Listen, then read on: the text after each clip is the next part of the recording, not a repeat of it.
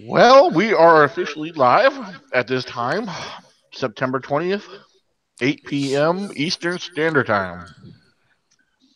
And for those who may be viewing at a later date, don't forget to subscribe if you're new to this channel. All right, just give me a second, everybody. I am jumping to the live chat through my phone.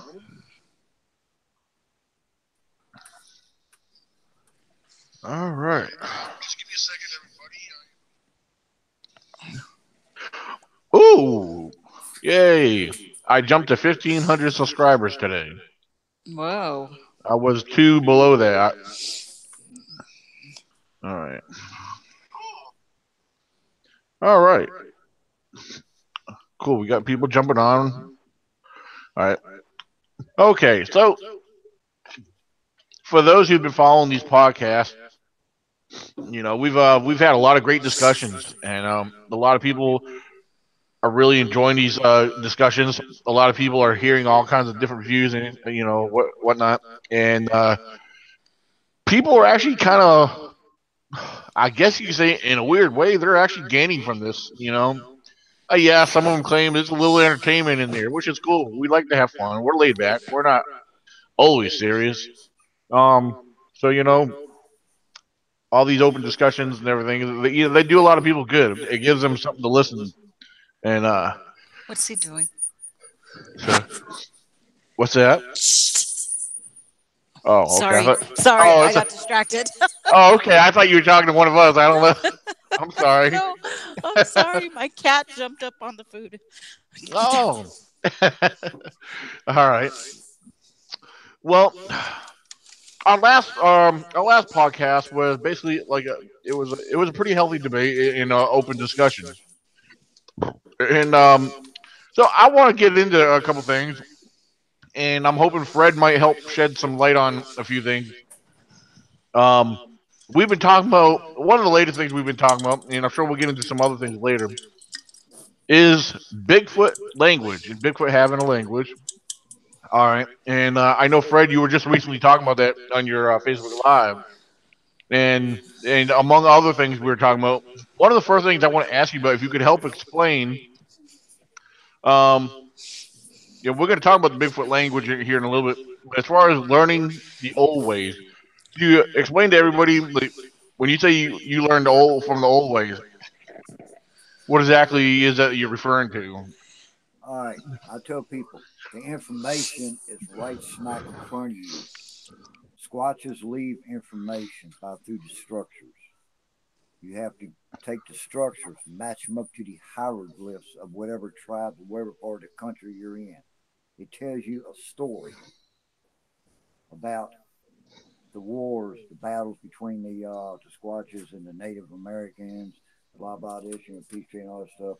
It just it teaches you, and uh, I sent you a thing from M.K. Davis. I mean, yeah, and it was part of right here, Ron Moorhead's um, Sierra Sound.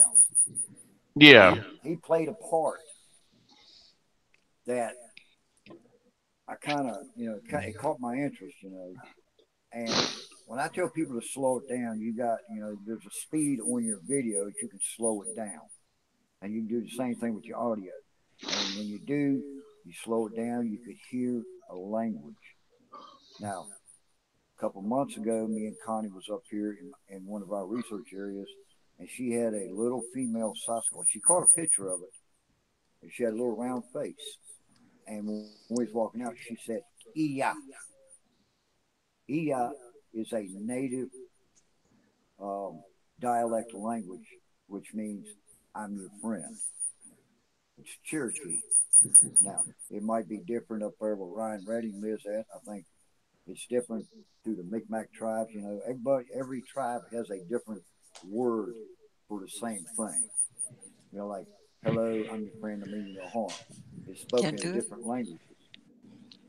But what I'm hearing from the Squatches, from what people are recording, all over the country, is an ancient dialect language. Like I said, in the 1700s, there was over 100 million different languages in the United States alone before it became the United States, whatever.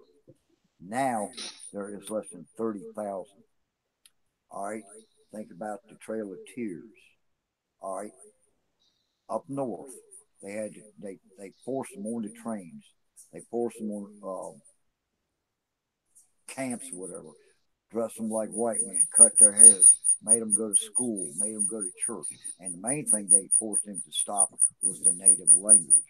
So their languages went extinct to a point. Now, if most people don't know, there is 90 languages, native languages that have went extinct. The last one to go extinct was the um, Jamuckum tribe, and that was in 1902. It's an ancient dialect language. Now it is. All right. I got lucky and found a 20-second clip of the language. And believe it or not, it matched what MK had.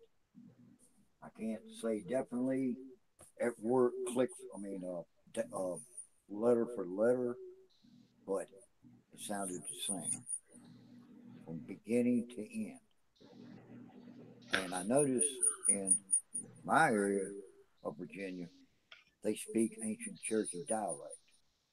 Now, down in Louisiana, I got a friend of mine who's heard them speak, sound, not speaking, but it sounds French the way they do it. I don't know how. I don't know why. I don't know. I don't know anything about squatches in different areas. I just know about squatches here in my area. And I've learned, like, when I was telling Nikki the other night about the eyes, they have that black line going through your eyes. That helps draw the light out of pitch black darkness. There's a lot of stuff that we don't know, but and you can't learn it off the internet. You have to get out there and watch it. Now, I've been with these I've been around this clan since 1985, and I've watched them grow because a Sasquatch, a family unit will always come back to the place where they're born to give birth, or for their partner to give birth. Because I got a boatload of bed areas, I've taken down to a few of them and everything, but they speak a native tongue. Now, yeah, they do use clicks, clacks, mouth pop and all that stuff. And I found out they use that to disguise their language to a point when people are around. Like during the mating season, the young squatches will sound like a pack of coyotes. Now, everybody debated that it was coyotes what was on an audio. Well, I'm a dog soldier. I'm a member of the Dead Dog Down Coyote Club out west, and I'm called a dog soldier. I sent, and my buddies out there, all they do is hunt coyotes. That's all they know. They know every whimper and whine of a coyote. I sent them the audio. First thing they said was, "What is that imitating the coyotes?" I said, "You're saying they're not coyotes?" He said, "No, that's not coyotes. It's something imitating coyotes."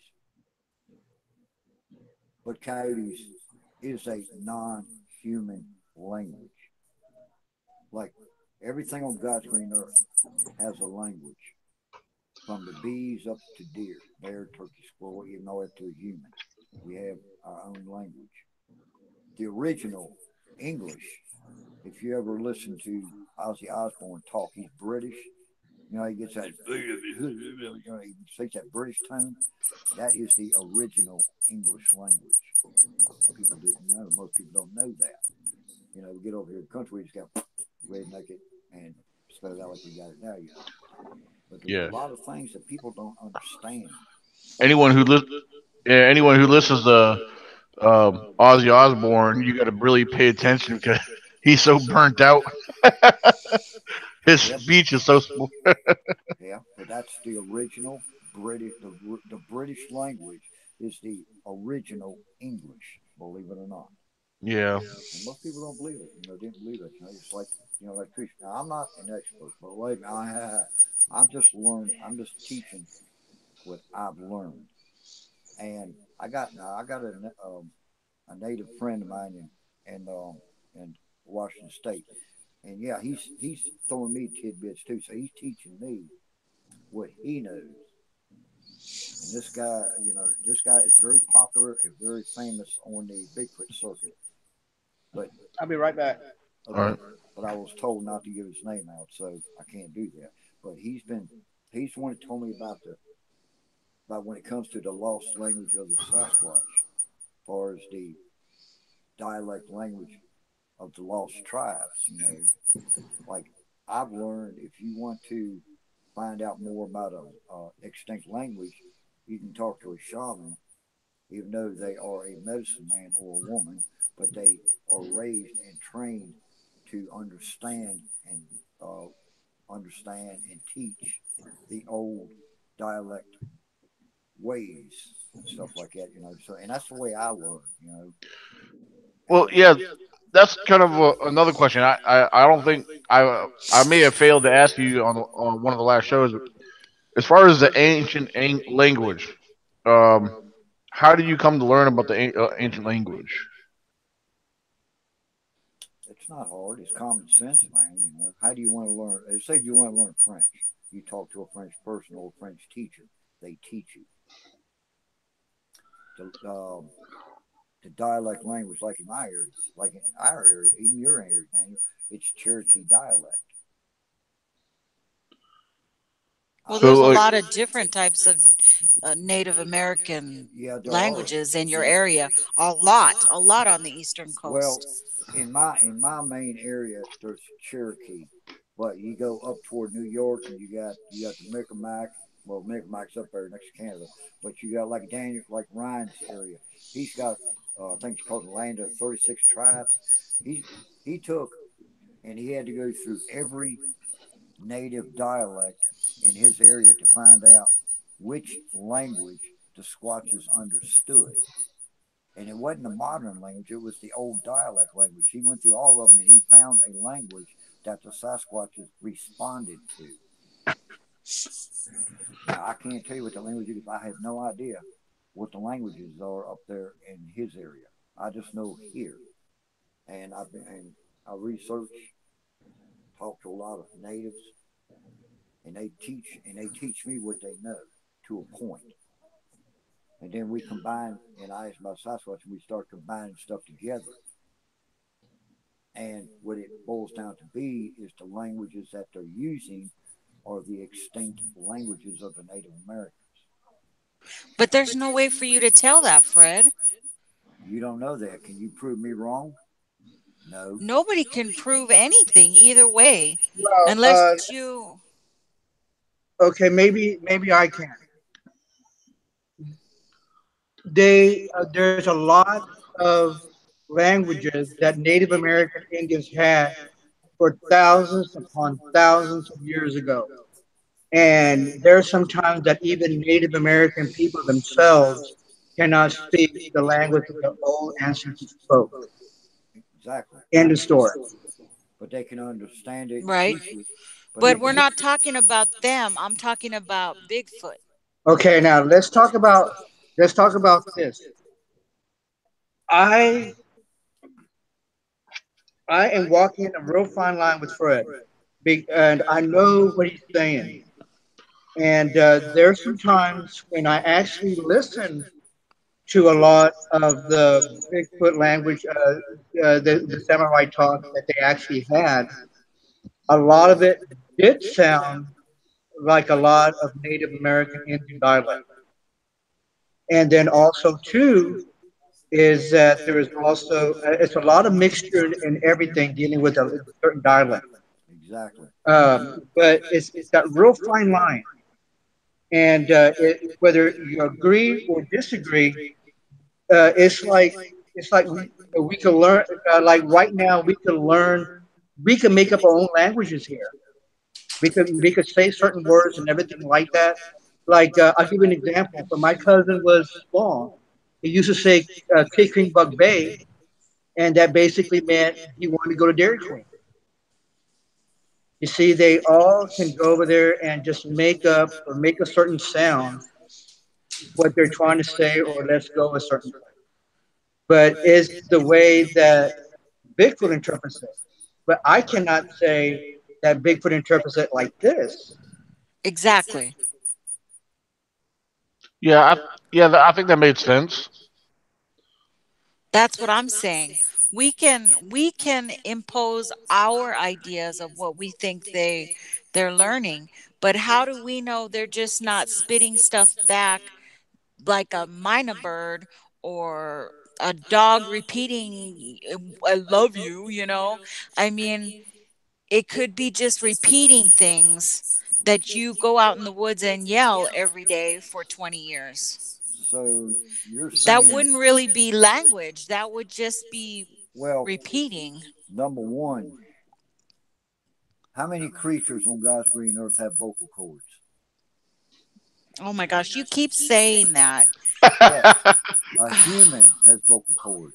A Sasquatch You has don't vocal. know if Listen to he what has I'm vocal saying. cords or not because we don't have one on the dissection table Listen to to what see I'm if there saying. is You any. could blah blah blah all day long. It just goes from one Well, end so out the other. can you, obviously. Because here's the thing Listen, about it. Hey, hey you don't know. If a Nikki, Sasquatch, hey, I can say this: um, Sasquatch and the humans are the only ones that have a chin, and then these without a chin, they cannot, There. Okay, ma'am. go ahead. Go ahead. Without the chin, they cannot communicate or they cannot talk because that's as a special thing that's done with the tongue and also they help with the chin. Um, but that's how they do their samurai talk, and that's the way they do certain things. Maybe that their vocal cords might be designed a little bit totally differently, but they can have ways to communicate with certain words. If that makes okay, any sense. yeah, that makes sense. Now the thing about it is, at my camp, we've heard them have conversations in English and in native tongue. And what we heard is not mimicking because when humans come into the woods in my area, they haul ass up top because people want to shoot them. So they don't stick around. But we've heard them. I've been in 5 different areas all the way up to West Virginia line and heard them speak English. Like Ryan Redding, his audio, get Ryan Redding.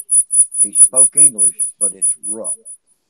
They have to have a vocal cord to speak a language or to Well, then say how do a you language. explain birds? Hello?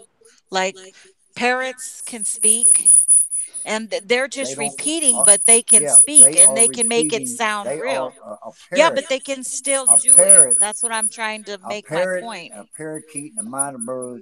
They are. Their brains are set up to listen and dissect what you say, and they practice it. That's why Yeah, most. they're That's repeating why it. They're people take and repeating put. it. That's why people put a sheet over the cage and walk around going, "Good bird, But good bird."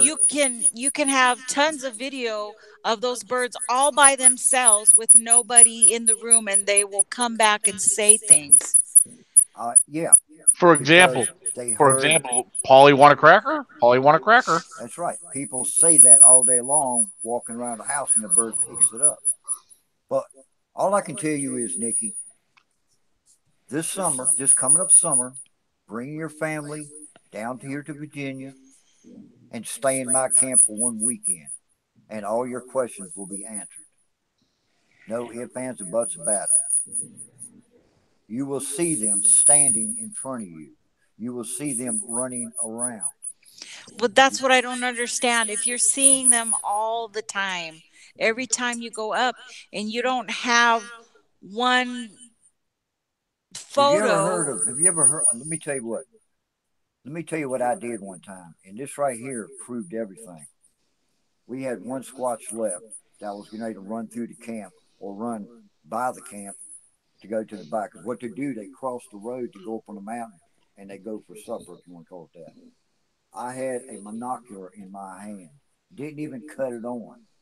I grabbed it and I seen him run. And when I held it up, I didn't even put it up to my back, I just held it up. He stopped on a dime from a dead run. I dropped it, he bolted. When I held it back up, he stopped on a dime, and not one time did he look in my direction. And the fire was almost out, and he was about 50 yards away from me. But when I held that binocular up, he stopped on a dime. Now you tell me how he does that without even cutting it on. But when you bring out a camera, they don't come around. See, that's why people have a hard time getting them on game cameras because they know how to manipulate it. We found out how they did it. They come up behind it and stick their finger over the sensor button.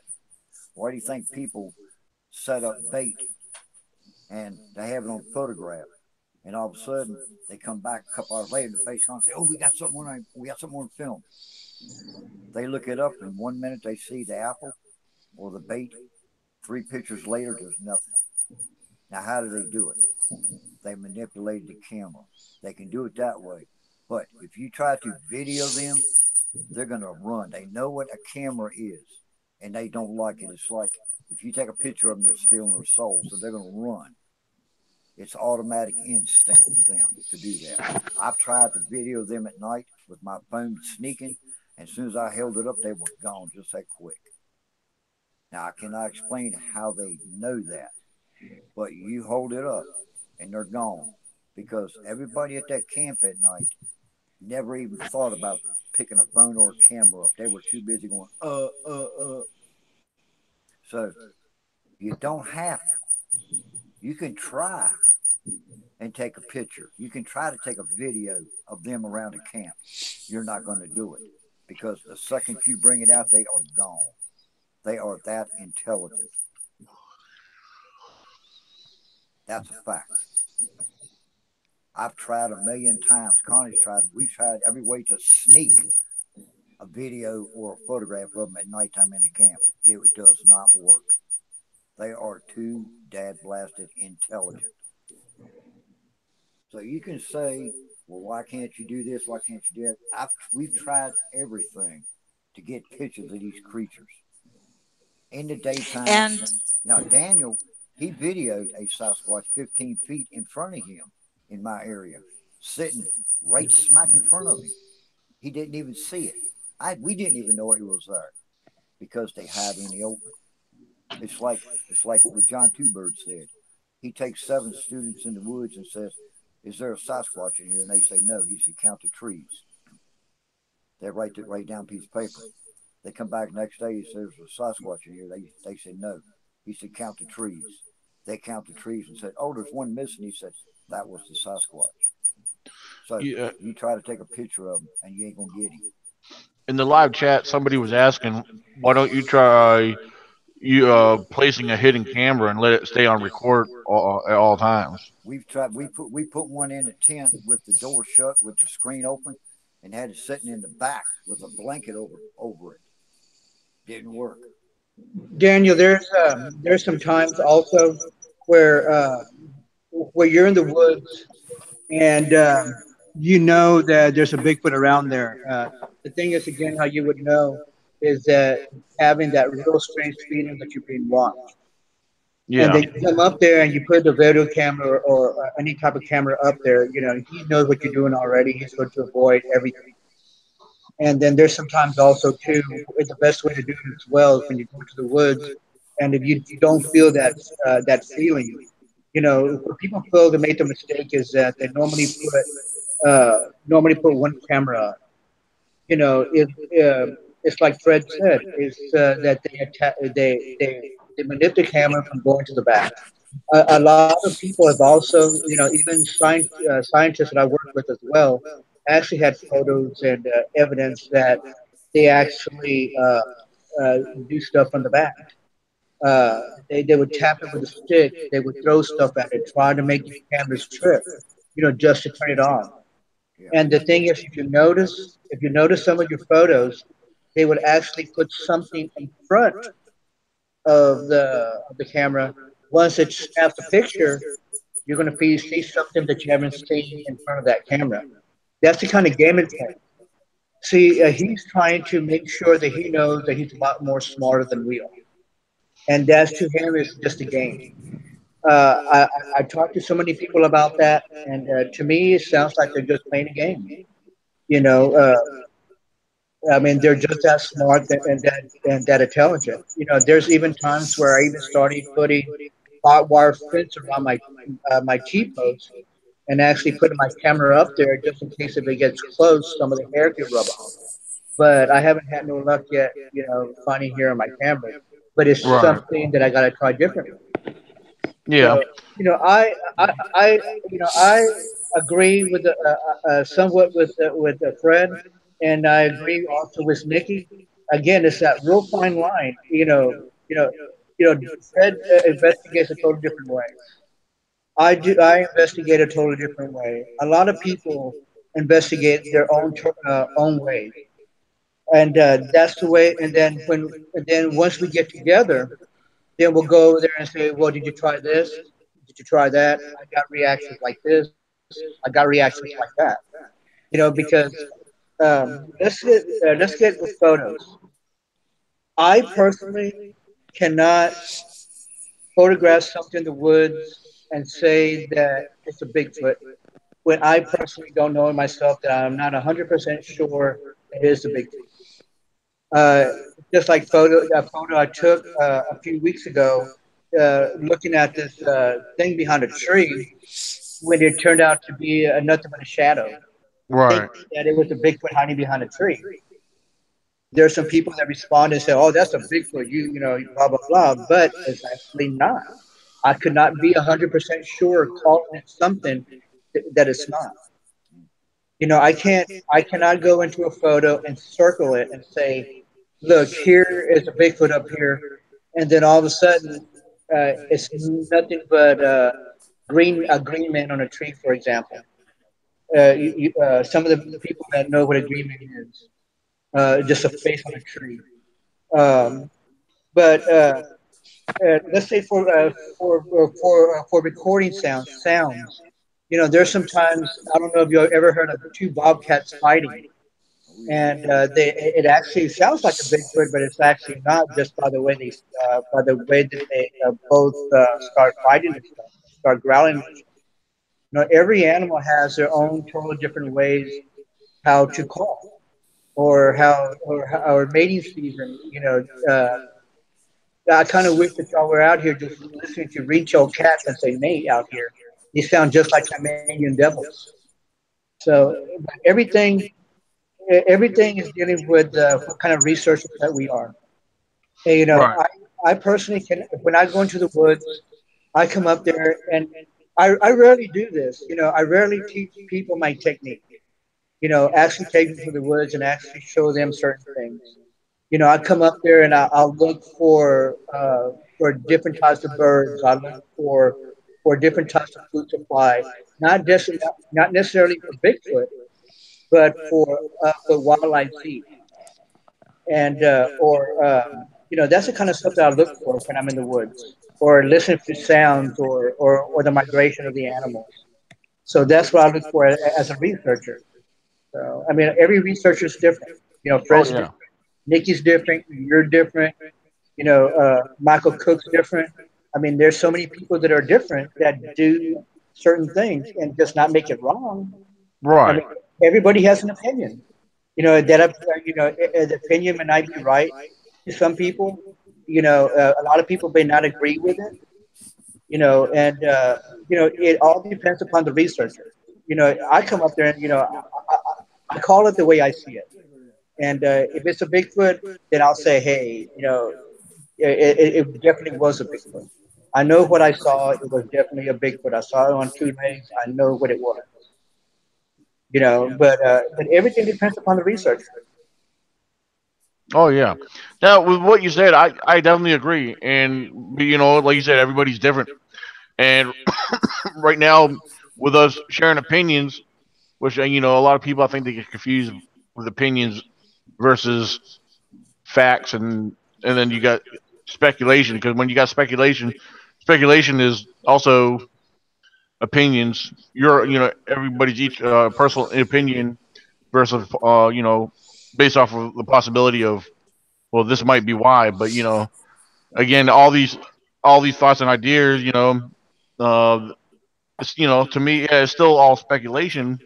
Because it's easy to believe that this is why we may not be getting this, or this may not be producing this. And of course, these are all theories, which is nothing wrong with that at all. Absolutely, definitely nothing wrong with that. Because I do believe that we're dealing with a very highly intelligent, subject here. Um, either way, we're not we shouldn't underestimate it, because we really don't have no knowledge, true knowledge about it. Um, we could I guess make a lot of assumptions, and you know I wish we had some facts about it. I really do. I really wish we did have some solid facts. But like Donna Davis said on the live chat, bottom line, this is what she said. Bottom line, y'all, till someone actually has a real body, no one really knows. So, but You know, I feel like this, Daniel. If there was, let's say, for example, if there was only six types, there were only six of these Bigfoots still around in the whole world, and do you want me to bring you a body, and out of those six, there will only be five left for me to prove to you that these creatures are real? right. For me, that's wrong. I Oh mean, yeah, there's a lot of different ways to get DNA. Get it from their hair. If there's an area where it's real strong with Bigfoot, you can easily find some. Well, not easily, but you could possibly find some hairs from Bigfoot. But you just have to look for it, turn samples in. It could be let's say out of 100 samples you turn in, you might have that one chance saying that it could be an unknown primate. It's just like playing the lottery, which I play every day. So. yeah. I understand that. Of course, also, when it comes to DNA, that's the other thing too. We could have all these samples, and say a majority of them, or even just one, comes back as something that does not match what's in the DNA data bank, You know, and they have, yeah, and it's gonna be it's gonna be a mystery. yeah. Well, Now, we know science is not gonna say, oh, we got Bigfoot. The thing is, they have nothing to compare it to. That's when it comes down to breaking it down to science. Because science will say, well, they've we got always these samples, yeah, we'll need something to compare it to. they've always had something to compare it to. I'm always hearing we don't have an animal to match. But yeah, well, I went to Wildlife Center and I asked one of the guys there who does the DNA. I said, um, when you did the DNA sequencing, did you find human DNA in that hair? He said, yes. I said, so in other words, you're saying that that human DNA was in that spiral for the Sasquatch? He said, yeah. I said, that is not human contaminated. They know what it is. They are not allowed to tell us. It's like the UFOs. They wasn't allowed to say nothing. Oh, it's a weather balloon. We don't have aliens, something like that. But now it's slowly being released.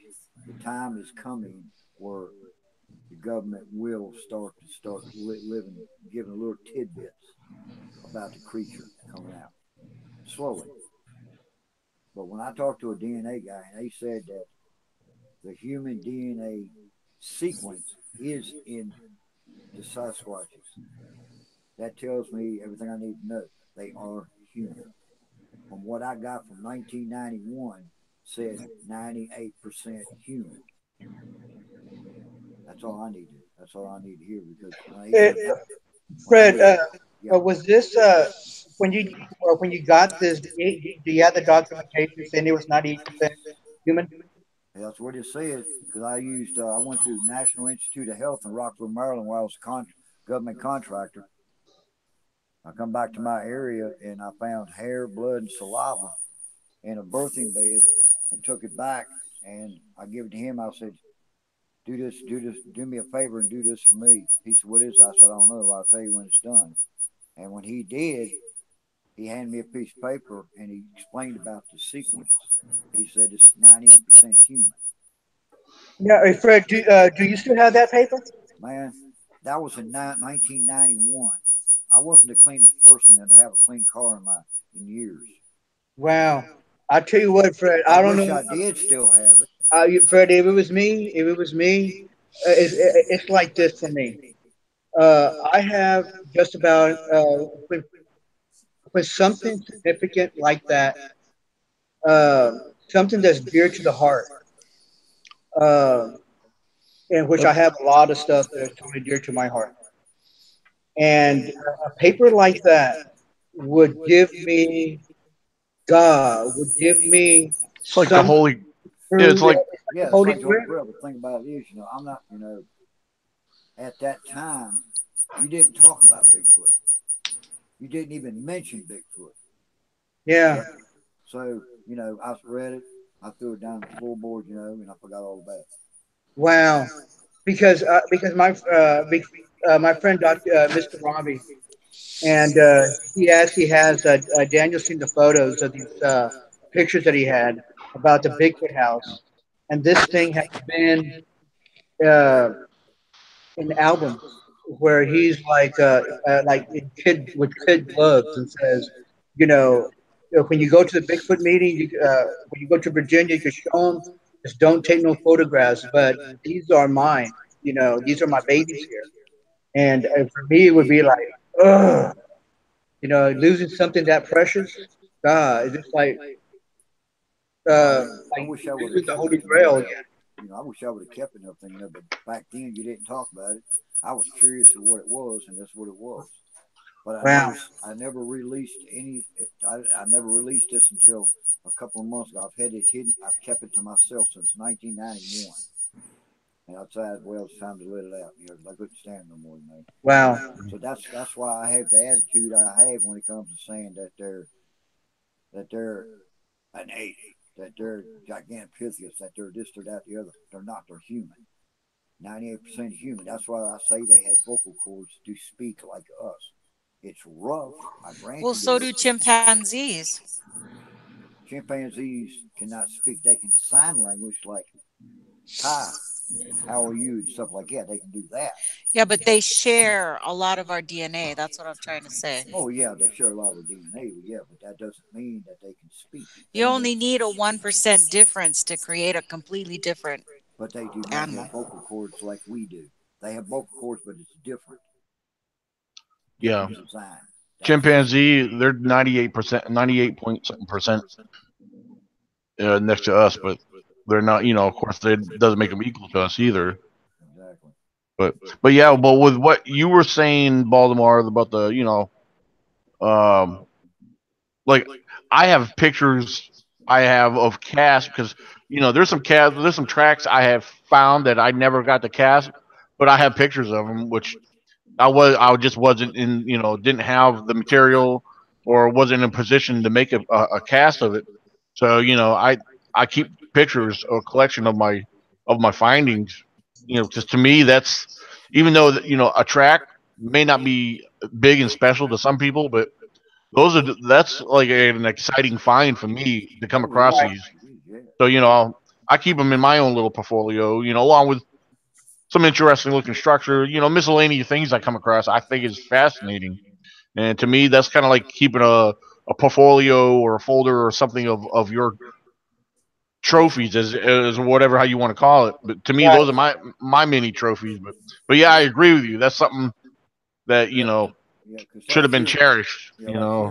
like here in my area, I mean, we find tracks out of yin yang. The hardest part is either the ground's too hard or it's in reeds where you can't really cast. Now Daniel's area is like mine, but he has he his area is like I think back what 50, 100 years ago. It used to be a pine farm. It used to be a farm that raised trees, pine trees and stuff. And in his area, the soil is soft because we found a juvenile, a 5 inch juvenile track crossing from his camp one day, and it was sunk down about that far in the ground. That's how soft it was. Good track, perfect track. But we didn't have the plaster or anything with us. But it depends on the area you're in. My area has got like Sharando is a riverbed. That's why we got so much river stone. And if you notice, the streams in Virginia, especially in the Shenandoah Valley, is nothing but mostly limestone and sandstone and everything. So it's kind of hard to cast a good print. Like me and Connie found a 24-inch track. We measured it. I walked up. We looked around in a line side by side all the way around. We found the other track. We measured from the heel of that, I mean, from the toe, big toe of that left foot to the heel of the right foot, and it was 11-foot stride. But you could make the print out, but you couldn't cast it because it was just too hard. That's the bad thing about it. Nikki, I thought we lost you. Yeah, you did. Well, welcome back. I had to get all the way back out and start over. Oh man. Hmm. Now, See, uh, oh, go ahead. on Go ahead. see in my area, there's only one person that really looks uh, that I'm actually kind of proud of him, really, because he's done his own thing, um, and he actually came with me this weekend just to look uh, for for certain areas and tracks and stuff, and uh, and I showed him little things what I look for and my calls and when I come up there, he was amazed that I had my plaster. He was amazed that I had my my cameras. He was amazed that I had my GPS. Had my 38 on my side. I was prepared, and it's always good. And I always told him it's always good to be prepared at all times. My camera, I had it over underneath my armpit and straight to the side, just in case if something came out quickly. I had my camera positioned at motion and just got my camera ready just in case that we saw something quickly. Because sometimes you only have that one opportunity, that few seconds to snap a picture and pray to God that it comes out perfect. On the places that we went to this week, I mean this weekend, we noticed some tracks and perfect tracks, but there was no toes. And so he comes up and he looks at me. He goes, "What are you going to call that?" I says, "Unidentifiable. I cannot call it a Bigfoot track. If you can't, if it doesn't walk like a duck, doesn't quack like a duck, it's not a duck. Let's go." So Yeah. that's the way that we do things, and so that's what the best way to do is when you go out there researching is to make sure that you have your ducks in a row, and everything in the woods is not a Bigfoot, you know. So that's the best way to do these things. Yeah. I hope that makes sense. Yeah. Absolutely. It's very important. Like I know, I tell a lot of people it's very important to be objective, even with your own findings. And like I said, like I admitted before, I've been fooled on a few things myself when I come across stuff. But and sometimes you have to take a step back and say, wait a minute, take your time and Yeah. think about what you look. Well, Baltimore, there is a question I want to ask you, and I know because you've done a lot of research and you've gathered a lot of information passed down from some of your elders that that you learned a lot of knowledge from. Is there anything you could tell us or share with us that how like in you maybe from your Native American history how any of them may have had interaction with Bigfoot, or if It, so, like what kind of silent. interaction? It was Huh? silent. Silent? Silent. Nobody talked about it. No, Ah. see, the thing is, there's where the respect of nature comes in. They just didn't go up there, and it was an everyday conversation. It was just the garden of the forest. Hmm. You go up there, and you go out there a certain time, and this time was his, and the daytime was yours, the nighttime is his, and certain areas that you didn't go to because of respect. Right. Because if you come up there and you disrespect the land, you live by the sword, you die by the sword. Absolutely. So, but everything was. because everything was respectful. Because people, especially elders, would teach you about respect. They would teach you about certain things. Not too many elders want to teach anymore. The ones that the elders teach, they I mean, some of them are few and in between. But a lot of the elders are very respected, and then they also do the very first thing they teach you about respecting Mother Earth, top and bottom, first Mm, and ending. You're supposed to respect that. absolutely. I So agree that that's actually good advice that everybody should actually really take, you know. And, yeah, that's good information. So, Nikki, I know you've been silent. Is there anything you want to throw out there? No, I just totally agree that everybody has their own opinions, you know, and research, like Baldemar said, differently. You know, some of us come from the science way, and some of us come from uh, just being out there and listening to what the older people in the area say. Right. So, and that's all good, you know. I don't have a problem with anybody in their research, but the only part is the making claims and not having, you know, Evidence. evidence and making it a solid thing. Right. Because we all have pictures, and they all, we don't post them because we know people will just give them crap, you know. Yeah. So you just keep them to yourself. Oh yeah. And because we've all known about this subject since what, the 60s and the 70s, it started getting popular to start looking for them. And here we are with all this technology, and we still don't have nothing. Yeah. You know, pretty much. And anything that does come forward is disputed. So Yeah. I think it's going to keep going that way and going that way. Yeah. I believe it was in the late 1940s into the 1950s. Is actually over in the Himalayas. Is actually when they were conducting research expeditions for the Yeti. So you know, I know that has nothing to do with our country, but you know, but yeah, you know, of course. Well, as far as our country, I know that's when back in the 50s things were starting to be found and noticed more openly. You know, especially among loggers. And of course, things started to sprout up in the 60s. You know, of course, with the Patterson footage and all that cool stuff. You know, so yeah, which is actually a very interesting thing.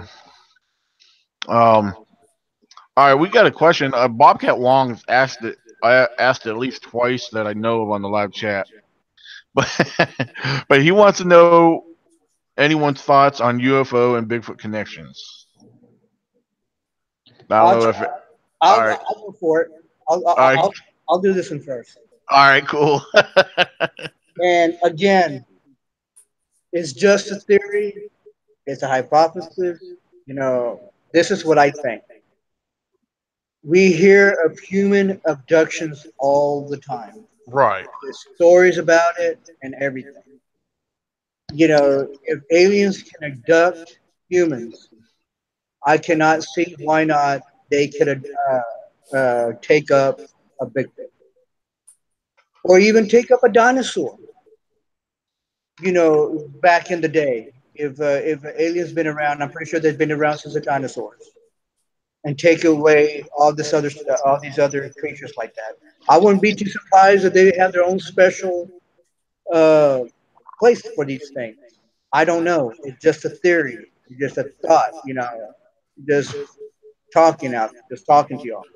You know, and do I believe that it could be a possibility? Yeah, it's a possibility. But do I know it for sure? No, because I'm not an expert. Right. Yeah. See that was well said. That makes a lot of sense. Yeah, I agree. Um, let's see. And Bobcat Wong, yeah, he just added. He said, but there's also reports of UFOs by Bigfoots. I guess, yeah, because I think, yeah, we mentioned this on a show or two before that you know people.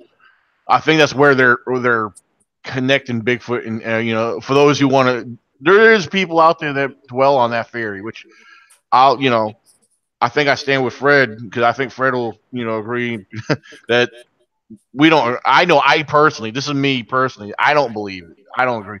It happens to be a coincidence where people connecting or putting this theory together because they see a UFO and then there happens to be a Bigfoot sighting within the same general area. Um, you know, is that a coincidence? But thing is, that's another thing when it comes to if they are seeing a UFO, which a UFO is an unidentified flying object. But what people fail to recognize or remember or understand that maybe it's our government watching and keeping track of these things because the government they have what do you call it? They have flying devices that we don't know about. Um, like the stealth bomber, for example. They had to come clean about that. They were trying to keep that on the wrap. They didn't want that exposed to the public because it was supposed to be top secret. But something happened. There was a crash where they had to come out and say, "Yeah, this is what we got. We got this here." And now, ever since, there's been newer models of the stealth bomber. Stealth bomber is designed to be undetected by enemy radar. But I guess what I'm saying is that if they are seeing things, we can't say they're from outer space. I know there's been some bizarre things reported in the sky, but again, that goes back to say we don't know what our government is flying around or testing. The government the government they test stuff all the time that we don't know about. So so I guess what I'm trying to say is I think people are jumping to the conclusion that Bigfoot is an alien, or they're coming from outer space because they're trying to put the two together. Which I mean, personally, there's nothing wrong with that, but I think you got to watch out when if they're starting to believe that. There's other things they need to consider.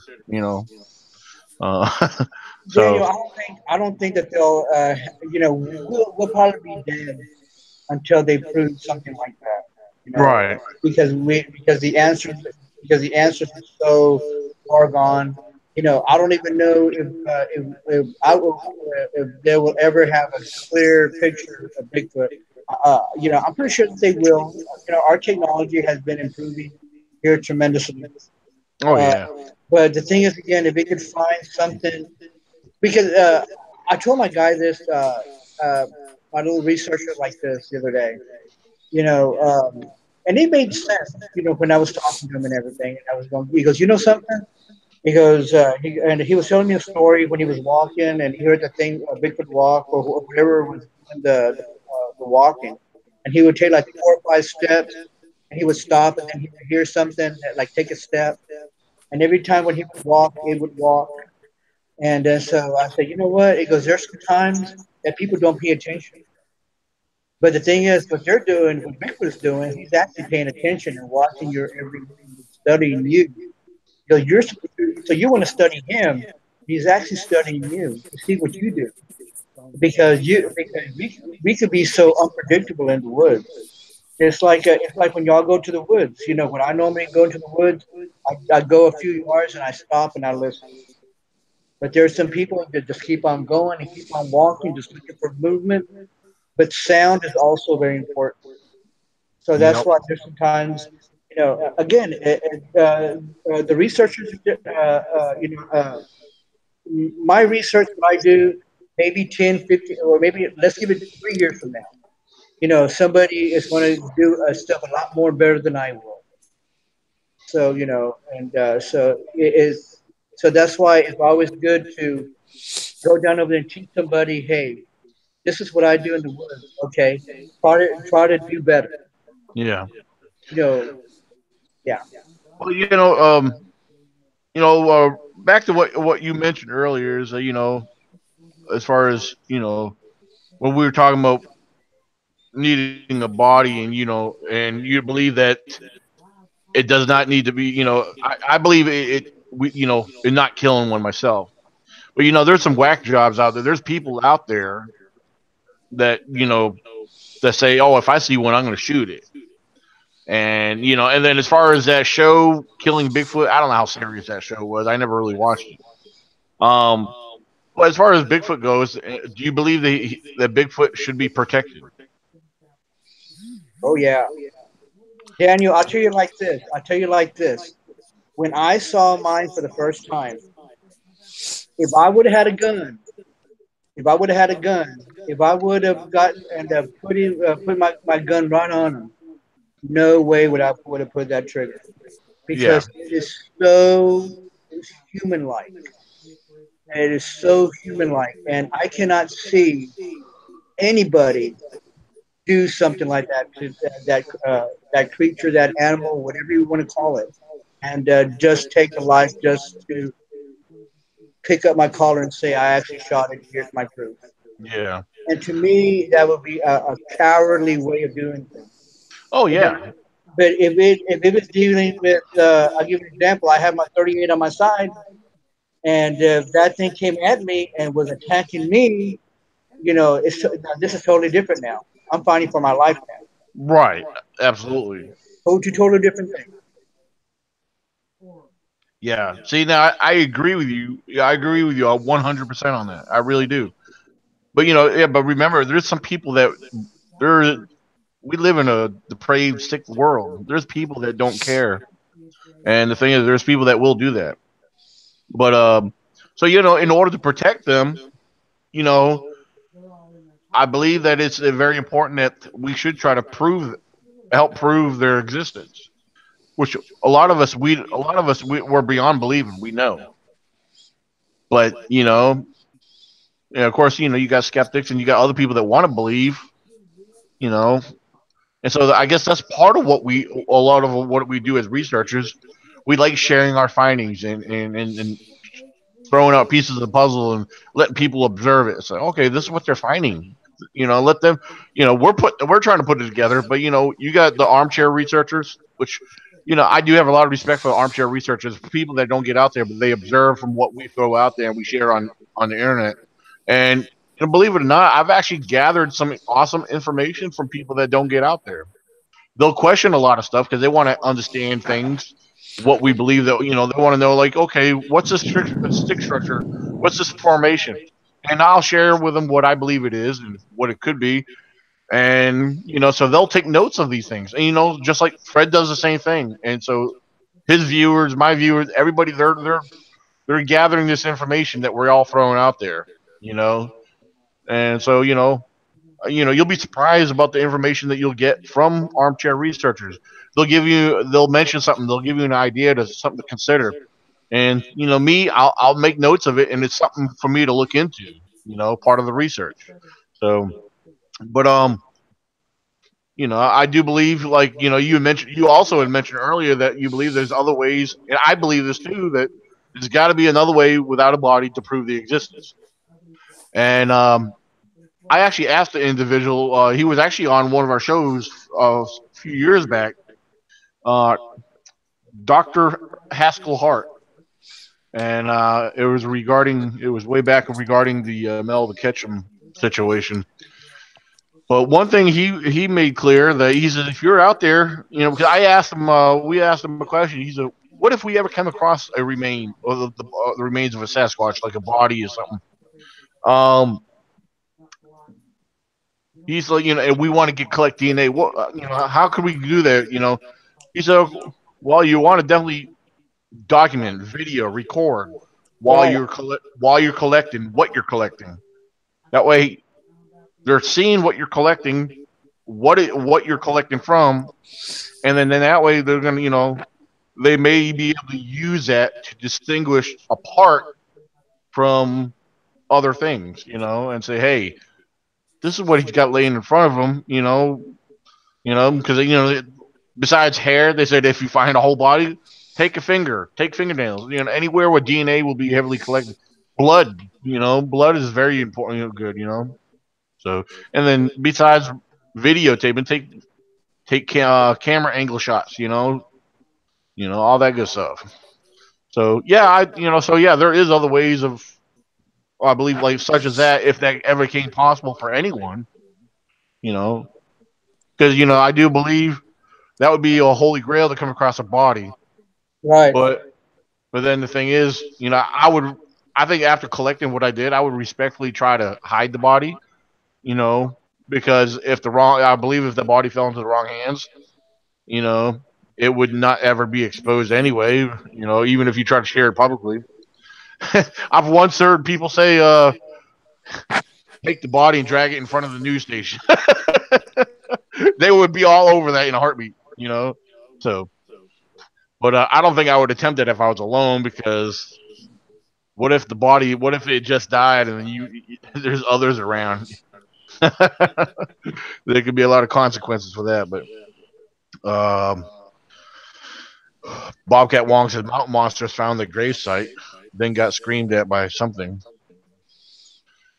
Now, mountain monster, that's a whole different subject right there. I don't Then know. I have a question for Nikki. Yeah. You're from El Paso, right? Not originally. I'm from Arizona. Arizona. I know that down in Arizona that there is actually a lot of reports about Bigfoot out there. Could you give us something a little bit about it, Yeah. or what you've heard? The areas that we were researching was the Mogollon Rim area, and it is considered high desert and ponderosa pine forest. Okay. And to the point of the Grand Canyon, down to about middle of Arizona. Okay. Once you go to the second half of Arizona, it's desert, so you're not really going to find a whole lot there. But once you traverse up to the 7,000 elevation, it completely changes. And that's where we were having a lot of reports of sounds and witnesses and terrorizing campers and stuff like that. And um, I don't know if you guys remember Mitchell Waite, Yes. who Oh used yeah. to have the Mogollon Monster uh, site Facebook group. and Yeah. Facebook group, and but he had a big area and he did a lot of good research there. Um, but he started breaking down all the reports. He liked to gather all the reports and found out that we had kind of like two different types of Bigfoot. One who was very light skinned, that were more human like, and he has pictures up on his websites to this day. I think they're still there. That some of them look like people faces. Wow. Um, and a nesting a video. He had a video of a nest that he went into, and in the back you kind of see something moving, and he claimed it was a baby Bigfoot, but I couldn't really see that, but there's definitely something there in that nest. um, and he did another area closer to the New Mexico border and found that those Bigfoot would throw rocks at him, and he claimed that they looked more ape like. Wow. Which kind of goes with the claims from New Mexico History Oh, Nikki, I think Nikki, you froze up. Yeah, you're froze up, Nikki. Um. again. Oh, there you are. Oh, Yeah, you froze we're, up for a second. we're getting storms over here, so I keep losing my internet. Yeah, Um, you were saying something about you were getting into talking about the New Mexico incident, which I seen a right. latest update. I seen an update posted on Facebook about that. I mean, Oh, I don't buy it. the It was what part? regarding they tried to say it because there was a sexual predator on the loose in the area. Oh, okay. I I don't don't know. know, but I that didn't click I didn't read oh into it. no, I just saw the thing posted. I don't buy that either because I know that area and it's a freaking mountain and you have to like go high up to that Right. observatory. And yeah, there's some sparse residents up there, but it's like They didn't in the work middle out. of nowhere. So they blocked me. Hmm. So that's is still weird. Yeah. It's I mean, still weird. again, that goes back. We were talking about that a couple days ago. If there was what do you call it? A felony on the run, or a felon on the run, which a fugitive. That wouldn't the FBI is the only one that's going up there, and they close it off and evacuated people. I mean, I'm sure we got sexual predators everywhere. So I mean, why Yeah, but the local the sheriff FBI department? wouldn't be handling that. Yeah, That's unless what's weird. It would just be a local matter for the local sheriffs to deal with. but yet it's funny how the local sheriff department is not Has involved. Right. They know nothing about what was going on there, and the FBI told them they had it and they could leave. Yeah, there's a lot of red flags on that one. There's a lot of suspicion involved with that there. You know, now from what I remember or recall on the live chat from when we got into talking about that. For those who know about that incident or have been following it, if I remember correctly, I believe somebody mentioned there has been sighting in the general area. No reported Bigfoot sightings in that area. I don't know. I could be wrong, but Yeah, there has been. okay, okay. Yeah, So there has been in that area all the way up to a small town called Cloudcroft. And okay. if you go They even said a if little you further north if you have is anything, the Mescalero Indian Reservation. Ah, okay. And Okay. that's how where you gonna I post wanted something to where get everybody can into a see it? new area. I wanted to start researching that area because I had a guy contact me who lives there, Native American guys, and said he needed to tell me that he had incidents happening at his home Hold on. where, Hey, hold on, real quick. okay, Uh, hey, say that. What's going on, Connie? Since you muted Fred, Fred's not muted. we can hear you guys. Yeah, I know you guys are talking amongst yourselves. Fred's sitting way back. Connie, say something. Can you hear us? Yeah. Yes. Yes, Well, how come yes, it's we can showing hear on you. muted? I don't So, know, but you're not. no, you're only muted on the one. That's why Fred uses his phone to call in because it won't unmute. It's That's the showing. same problem. That's the same problem Fred's had since he's been on the live chats with us on the podcast.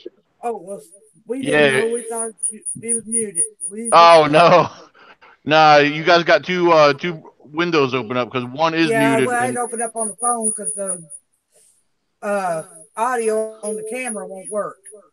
oh okay, yeah, I don't know why it won't unmute it on the one, but that's weird. That's Yeah. why, yeah, that's why when Fred joins in, he's gonna call in on the phone. So, but yeah. Connie, how you been doing? Oh, she walked away. Oh no, Okay. I'm still here. How Oh, you okay. how you been doing, Connie? I'm doing good. Great. I've been collecting me some squirrel tails to put on a dream catcher. Oh, that's excellent. Squirrel medicine is great. Oh, it is. I love them. So, um, yeah, Nikki, you were talking about the I didn't mean to interrupt you, Nikki. I was just No, trying to you're figure out. okay. Yeah, and you were going on talking about about Oh the yeah. research. Yeah. I just had a guy and just out of nowhere contacted me to let me know that he was having some type of things going on at his house, and that like clockwork, he was saying like at 1 o'clock, 2 o'clock in the morning they were Yeah. hearing screams, and he could not identify them. And he made it very adamant that he goes, I know what the sounds of my forest are. And he, Yeah. he goes, and I'm hearing things that are scaring me. And the other day my sister was coming home late from I guess a friends or a relatives that lives nearby, but maybe a mile down the road. um, and said she was walking home and she saw something large in the forest, but that was it. That's the only thing he gave me, was that he something that they weren't expecting and hadn't been there before. Um, so I thought, wow, that sounds interesting, and asked him if he'd ever let me come on there. And he goes, yeah, sure. But things happen, and we ended up, moving and everything. So I never did get back in contact with him. So I think that's got a good area out there. Yeah, it's his idea to get Hmm. out, show stuff. So Wait, I just saw something on the live chat. I know some of us have spoke about this in the past. It's something somebody mentioned something about talking about Bigfoot's living underground, and I know I've shared my opinion on that. Where I believe that a lot of them do in one way or another. Maybe not all of them, but I believe a majority of them may have caves and hidden structures that go underground where they do take shelter and hide um, for a number of reasons. Protects them from the elements. But I don't know. What's your take on that, Baltimore? I'll tell you what, Fred, you want to answer that? Go, you go first.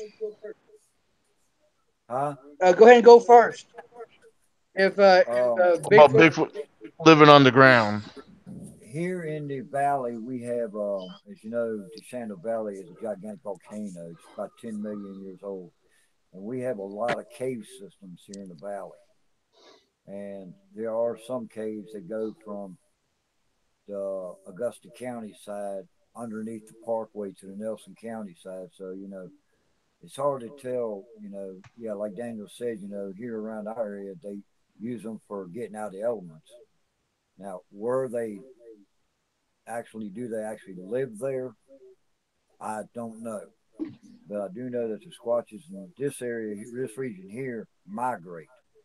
Thing is, they can also use them for traveling routes too, Yeah, they also use them for traveling routes too. because Kentucky's got the same cave systems where they go for miles. They go in. They got two different. They got entrances everywhere to them. They all connect, and I've been in I've some, and yeah, I've there's heard. some that go for miles, just big enough you could drive a car through. Yeah, I heard about that, Connie. Yeah, some of them connect into other states, if I'm not Yeah, mistaken. Yeah, so they that could is possibly awesome. use them for traveling too, Yeah. Huh. because they yeah, have Uh, to do a lot of caving. And I've found some weird stuff in caves. wow. well,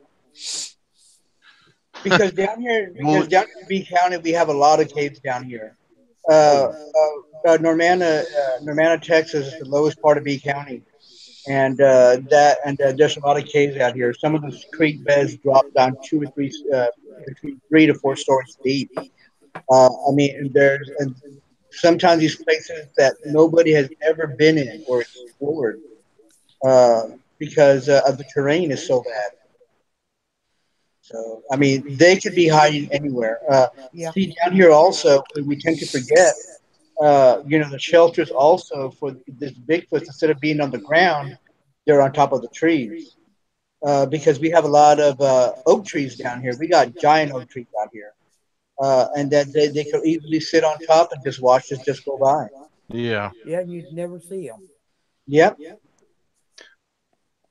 Fred, Donna Davis, she mentioned about abandoned coal mines. Now, we know there's a lot of old abandoned coal mines, especially throughout the coal road, but a lot of the ones that we probably know about, well, most of them are all kind of filled in on the most part, Uh, right? we got the main one on the coal roads is the chalk mines, Okay. and and someone brought the property, and at the entrance they got it blocked and trespassing. But I know the back way in or to that camp that I took Connie at that she got nervous at. You can Yeah. go right by that camp and it takes you right down to the back of it. Because I've been down there and there are footprints everywhere. But you Mm. got to sneak in there because if you go in there, they'll shoot you. But that's the only mine that's on the coal roads. And you got St. Mary's. You got three ore mines going toward the swimming hole up there. And they're mines because they got cables coming out going across to the other side of the ridge. And you got cars with them too. So those are about the main ones that I know of in my area. And in your area, you got one. I can't remember where it's at. I think it's over next to West Virginia line that I know of. Hey, Hmm. Fred, But they do use the mines too. Best way to find out where all the old mines are is get up with your state historical society, whatever, and you can get a topographic map of all the old coal mine sites. Well, That's how we found. ours are mainly ore mines. But still, they'll have a old map with the mine on the top of that map. The mines are marked on.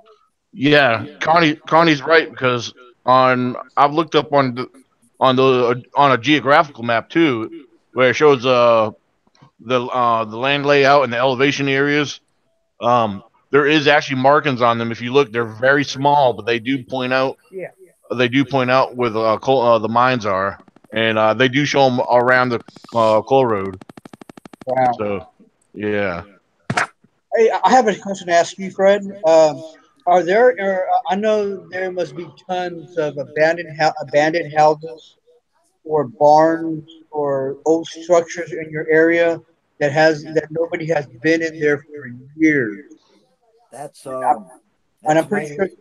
that's mainly right on the parkway uh, that the federal government bought when they because on each side of the parkway like goes down like up at Bald Mountain from the road down to where it meets National Forest is like maybe 500-600 yards, Right. and so you ride the parkway. There's a lot of abandoned barns, old farms, old houses. they could very possibly use them for Yeah, shelter yeah. because in Because Kentucky, I've been in two of them and found hair and found footprints. And these farms are back up in the mountains where mountain people live. Like down on the coal roads, we got a. It's just right off. It's just right off, probably about 100 yards off road. We got an old house that someone lived in oh yeah, I know what you're before they talking about. bought the National Forest, before they sold the National Forest to them, and it's just a concrete basement, That's the only thing that's left there. and there is a bed, a nest in the bottom corner of it, Yep, and there's nothing over top of it. It's just you can see where something, has been bedding down yeah, in there. something's bedding down, and it's big because they use sticks and everything to make and leaves and brushes and everything and made a nest in there, but they laid on top of it. Wow. And that Daniel's been down. I think Daniel's been there a couple times You and know, in seen it Kentucky, a couple times. I've found old houses like that that's been abandoned for years that looked like it had net. They had net, looked like they had nests in them, and there's no Hey way guys, you. I'm gonna have to get off of here. I gotta do the honey-do list. Yeah. So Oh, okay. yeah. So it was nice talking to everybody. Connie, and, Daniel, Fred, Nikki. It was great See talking to ya. you. Yes, ma'am. So keep on squashing. Everybody be safe. Absolutely. Thanks for coming on, man. I really appreciate it. No problem. This thing worked. Yay. Yeah, I know. Hopefully next time too. There you go. All right. Everybody have a good evening. You too, Bye man. bye. Bye bye. Ugh. Um, I'm not sure yet. Ryan Reedon might jump on. I'm waiting for his response because he had just asked who was on. Well, Oh, let me ask all y'all a question. This is just some off the top of my head. Let's talk about the juveniles for a minute. How many people do you know of that has seen a juvenile stand in the open and nobody see it? Well, I'll tell you what. Questions about juveniles are very interesting to me because for one, that's a good question. Because a lot of times when people report seeing a Bigfoot, period, it's always usually most of them like a full grown one. It's not often that people report hearing seeing the small ones. What you think that? And me personally, I would think that should be more common to see more juveniles than adults because the juveniles, unless they're smart enough and they're trained to stay close, or but then again, at the same time, if you think of a juvenile Bigfoot or a juvenile compared to like a human juvenile, they like to play around. They like to get out, because the forest, the woods is like their yard, their territory. You think they would be out more playing. Well, look at the ones that we saw today. You went up with us where you videoed that juvenile sitting right in front of you, and then Zach and Connie saw that one run from the left to the right behind that stump that I was walking toward. You know, they were there and they were curious. But when I started walking toward that stump, because I didn't know what it was, I said, that's either a squatch or that's a stump. And Yeah, I went walking toward it. You were videoing, and Zach and Connie saw it at the same time. A black one run from left to right. You know, yeah, but the thing is, um, and I proved it 100 million times. They hide in the open because our brains are programmed to spot them behind a tree, behind a log, something like that. Like that one photograph that I took, that Connie took of me, where I'm hiding, standing in the open, and no one could find me. But yet, right behind me, about 30 foot, there was a 6 foot Sasquatch standing right out in the open behind me, and nobody ever saw him. hmm. That's one thing people don't realize. Like today, um, where we went out, the last place we stopped at was around lunchtime. We was coming back to the house and I decided to check its area out. And we did our video and everything. When we got back, the guy from Washington said that when Connie was talking about that last little small structure, that tree being right in front of her, slightly about 1 o'clock position, there was a Sasquatch sitting right out in the open next to a tree. But then when Connie panned and then kind of looked back while she was talking about the language of the natives and the Squatches, it stood up and stood behind the tree. But we only got a glimpse of it, you know.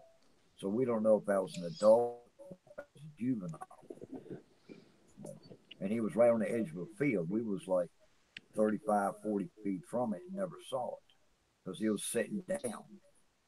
And we didn't know he was on there until the guy from Washington said, "You're being peeked at and watched." And it blew our cookie. We never knew they was up there. No, I knew there was one around because I was getting zapped the hell back. Yeah. When you're sensitive, you know where they're at. I just couldn't pick up which direction it was in because it was zapping me so bad. Yeah. Hmm. Hi, But this, Ryan. Hi, Nikki. hey Yankee, And my shoulder's still sore What's from up, shooting Southern? that gun. good. Do what? Said my shoulder's still sore from shooting that gun. Yeah, I took Connie out today to the shooting range, and Daniel. I got her behind that 308. Oh, he was on Oh behind too. my. Yeah, oh yeah, he said, "Oh, it won't kick." Oh my Yes. goodness. Whoa, I God, bet. where was I that? bet. I bet Fred had to hold you down because you probably felt like you were about to go airborne after shooting it. I'm outside, Nikki. I think that was the Oh, train. Yeah. yeah, But we found Sorry. out it that was. my 308 would shoot the Hornady Superformance at 100 yards. It's dead bullseye. At Mm. 200 yards, it's dead bullseye.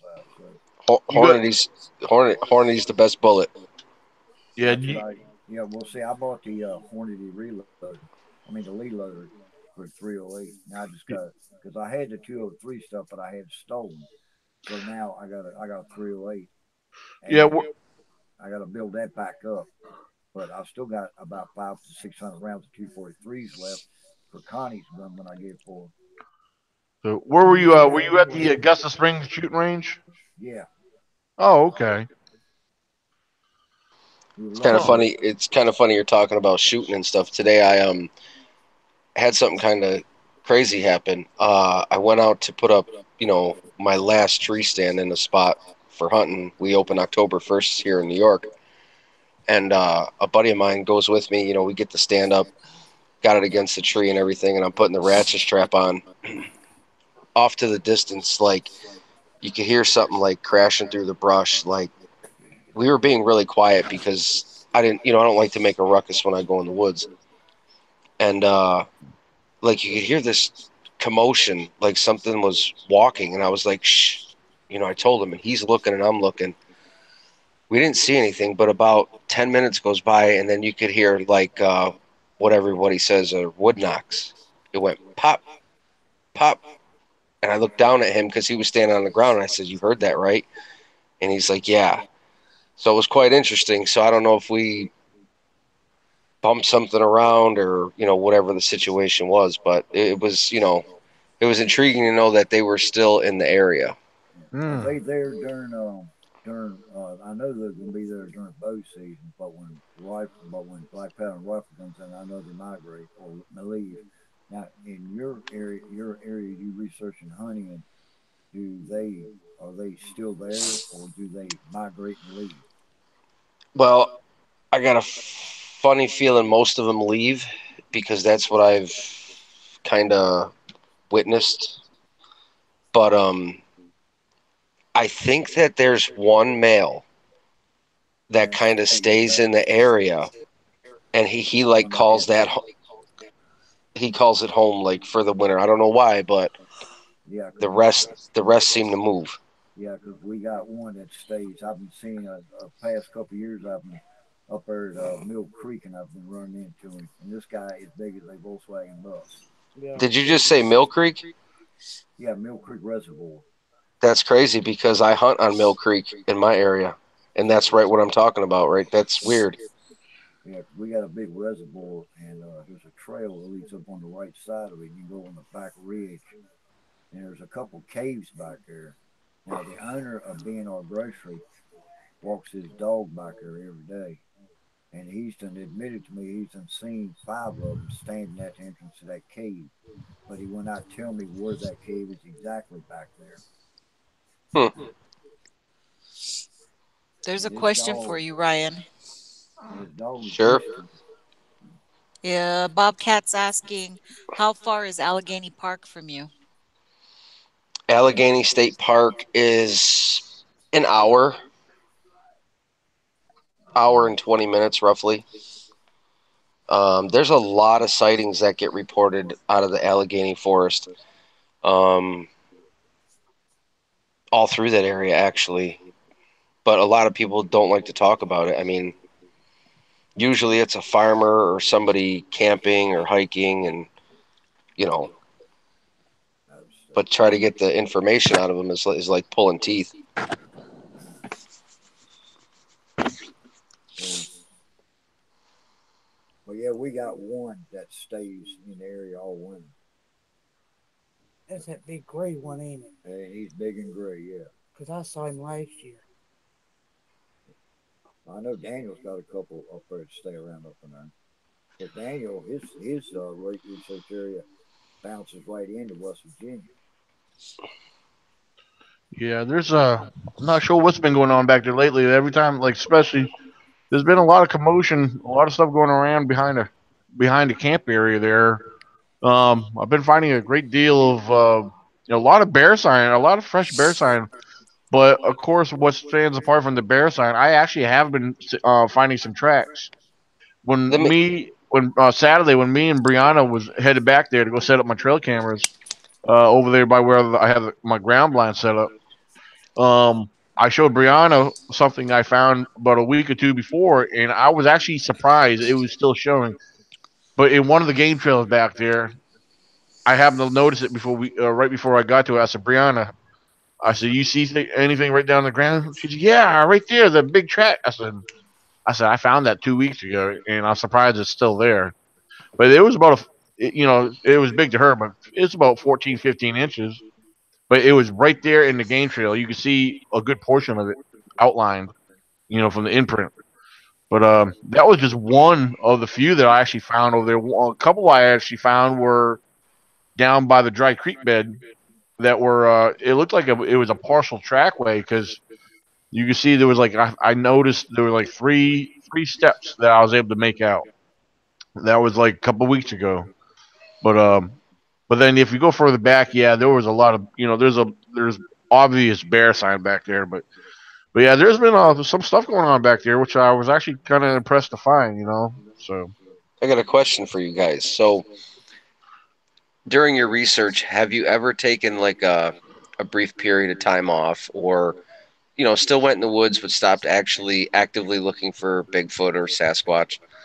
And during that period of time, like I'll give you an example. Like I kind of, I let off the gas, kind of per se. I just stopped searching for a little bit, but I continued to go in the woods and farm the fields and everything that we needed to do, put our crops in and everything like that. But during those times where I wasn't actively looking, it seemed like they would search us out Yeah. or find us or something like that. And I'm wondering if that ever happens to you, or if you've ever experienced something like that, where it's like I was giving them this group, let's say, I was giving them all that attention for so long, and now that I'm not, it seems like they want that interaction. Have you ever had something like that in your research happen? Well, in my area, I do a lot of squirrel hunting, and when I'm in a hunting mode, I don't squatch. Because when it gets cold, the squatches ain't there except for that one big one. But I don't pay attention to them. I just go about and I find structures. And yeah, I went up into a pine thicket before you get to my Candy Ridge area. And matter of fact, it was last year.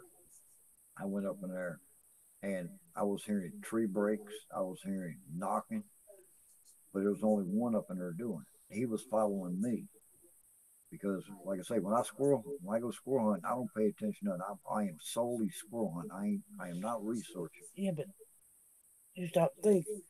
We used to go across the creek here behind the house and check out, look for footprints and that. We quit doing it, and you notice they started coming in the yard, climbing in the tree, looking in the window. Yeah, we got a family of squatches that passed through behind the house here. Because we quit going over there. And since I stopped going across, well, I can't get across the creek now because it's flooded. But I go over and we find tracks and everything. And they would, the other night, Connie had one throw an apple at the right there next to the refrigerator. Inside, they threw an apple and hit the house. But they come on the other side. We got a big maple tree outside the house here, outside the window. We got a deck there, but the juveniles climb the trees, climb that maple tree, and look in the window. Because we've seen them, I've seen them blink a couple times, and you see their eyes shine right outside the window, just looking. mm. Uh, and right Well, across the road is a subdivision. That's the weird thing about it. well, yeah. To answer your question, Ryan, basically, a lot of times when I go camping, I know sometimes my camping during the days, I do hiking, but in the evenings at nighttime, I pretty much kind of do what Fred does, just sit and chill at camp, you know, and just go about your normal business. And the thing is, and relax and enjoy yourself being out there camping, enjoying what you like to do. And and the thing is, that's we've on a number of occasions we've had some really interesting stuff happen surrounding us. So things happen when you least expect it too. Um, but yeah, in general, I like going out in the woods. I like being out there. It's a peace. It's very peaceful and very relaxing. But they So, do, but they Have a do. good night, you guys. I gotta go. All right, all bye. right, Nikki. Thank you, Nikki. Okay. We'll see you later. All Bye. right. But yeah, I've noticed that more. Even though I'm squirrel hunting and I'm not paying attention, there's always one that follows you, and he lets you know that he's there, even though you're not looking for him. To me, it seems like, hey, like Ryan said, they want the attention. Like the ones in my area, we see them all summer long, and then all of a sudden we disappear, and then and I'll come back by myself, or we'll come back, to go hunt or something like that. And all of a sudden we got one following us. Like a couple of weeks ago, we went up to the apple orchard. I did a live video saying, okay, we got one that's to the right of us, and he's following us. And sure enough, over half the pictures Connie has taking pictures of structures, he's standing in the open right out in front of her. Yeah. And we had a question on the live chat. Before I ask the question, I believe Lori Rogers hit the nail on the head when she responded to the question from the Bobcat Wong. But Bobcat Wong was asking, um, what's everyone's thoughts on why tracks are seen then disappear? Of course, I agree exactly with what Lori Rogers said. She's I think it's just a normal occurrence or normal things that disappear when with time due to erosion and natural things. Yeah. Yeah, it's just like any animal tracks. You might go into an area, see deer tracks, bear tracks. Week later, if it's been, any bit of rain and, and of course, like she said, time, a lot of those times the tracks may dilute. You may still be able to make them out partially. But, so yeah, Or I just or wanted to, yeah, go or ahead. was he actually saying like tracks that disappear? There's no time lapse between it. Like, you're following a trackway and then it's just gone, because that's happened to numerous, researchers over 50 years. They'll Oh, follow a yeah. trackway for 3 miles and then it's just gone. Now, he didn't word it like that, but if he is, my honest opinion when it comes to that is like same reasoning of why people ask, well, when we find tracks, sometimes why are we only finding one or two in a certain area? My response to that is I believe it's the terrain, the soil, the texture of the soil. Is it soft? You might have a soft area here, then you walk a little further, you might have a hard ground. I found bear tracks like that. I found single bear tracks in areas like, hey, why ain't there any more? There should be a whole trackway here. If I'm seeing, but like you step, you'll have soft, like even you could imprint in the ground, and then you walk a little further, it's solid. Well, I the believe sub that may be the case in some cases. I don't know. I'm sure there's other, you know. Well, well, the think about substrate definitely means like a lot. I mean, there's rocks, there's sand, there's mud, there's snow. I mean, but Oh in yeah. snow, when you're following a trackway and then it just disappears, it's really odd. Like, I've experienced something like that years ago. Actually, one of our researchers has had something like that happen. I didn't go with him that day, but he had gone up into an area that we call the green room, and he was going to, dead of winter at 2 foot of snow, and he had to go up there and get a recorder. So when he did that, he's videotaping, walking up the trail, and there's, no tracks coming down this hill, across this path, across this creek. On his way back out, he like stops and he's like, what the hell? And he like looks up the embankment and there's this set of large tracks. They're really I don't know, they were probably like 6 foot apart, but they were, deep impressions in the snow, but you couldn't really see the toes. And it comes down, it's probably, I don't know, 20 or something steps. It comes down, it crosses the creek. He's like, well, I'm just going to follow it. And like, you can see this on the video. So he turns, he starts to follow it.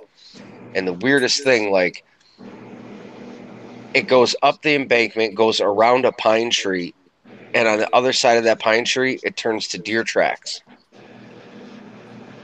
It was like the weirdest thing that I had on video. I shared that years ago on the YouTube channel, but um, you could definitely tell when there's like a deer. It's a straight deer walk. You could see the imprints. You could see the way they shuffle or drag their feet. This was, clear cut. It wasn't looking like it was jumping or doing anything like that. So that's why these foot impressions that were in a straight line kind of looked interesting. And he went 100 yards, and then he was like, where's the prints? And then he started looking, and there was deer prints, and it was like, you can't say that it switched into deer prints or something like that, but where did the other prints go to? It was awkward. now, it's one thing I've noticed that squashes too. And what is the only animal, four-legged animal, that's the smartest critter in the woods? It's a coyote. I've seen a coyote backtrack. Now, if you ever notice, you see in the snow, you see tracks going out to the middle of the field, and all of a sudden it stops and disappears. Check that track really good. They backtrack. Well, yeah, you'll backtrack, but in snow you'll see the way it's pushed over. You would see Exactly. because when you walk in the snow, you eat like as a human, you kick snow in one direction, the direction that you're going. Right. When deer do it, they do it the same thing. Like if you kick up a deer and you're following a deer, it's going to kick the snow and the mud in the direction, usually that it's going or whatever. if it were to turn around, you'd see the mud splay or snow splatter in the other direction. Yeah, because I've seen coyotes backtracking when I was hunting them in open fields, and they come running. All of a sudden, they hit my scent, and they stop and they start backtracking really slow. And I've found tracks that Squatches done the same thing, but they only do it when they're hunting. That I've noticed, but they do backtrack, Hmm. and that's the weird thing about it. Yeah, like when you say backtrack, Fred, are you like they use their same track, the same path? Yep, So yeah, I believe that. That sounds, that's easy to accept. Yeah. because up in that pine thicket, when I was up there hunting one year, and it was about like a foot of snow.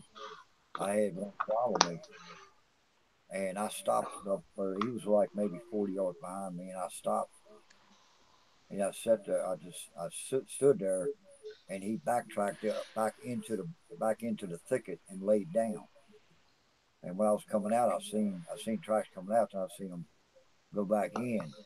Or I've seen, because if you look at them, like you said, you can tell if when they backtrack because their foot is not going to fit perfectly in the exact same spot where they're walking backwards. They have a backward motion. Hey, Fred, Yeah, you got plans for this weekend? not really. Yeah. Hey, how long um will the shooting range be open? I know it's going to close before hunting season sometime. No, it's open during hunting season. Oh, it is. Yeah. Oh. Now Sunday I'm going to be down in Amelia because we got a family reunion. Oh, okay. But Saturday, I plan. I like going up to the shooting range, because I got my gun sighted in, but I Yeah. could I could fine tune it a little more. Man, you better practice. You can't hit a broadside of a barn. Hey, my goal is 1,000 yards. 1,000 yards ain't nothing to take gun with the right ammo. Well, hey, Fred, let me ask you this because, well, maybe you're more experienced with a rifle, like as far as scope wise. Now, the scope I got on my 308 is just factory scope, the 3x9x40, whatever. It's a Bushnell. Right. Now, if I properly sight that in, what's the longest? I'm just curious. What's the longest range I could probably comfortably sight If that you in? got if you have a 30-30 rectangle, which means it's just a plain cross. Right.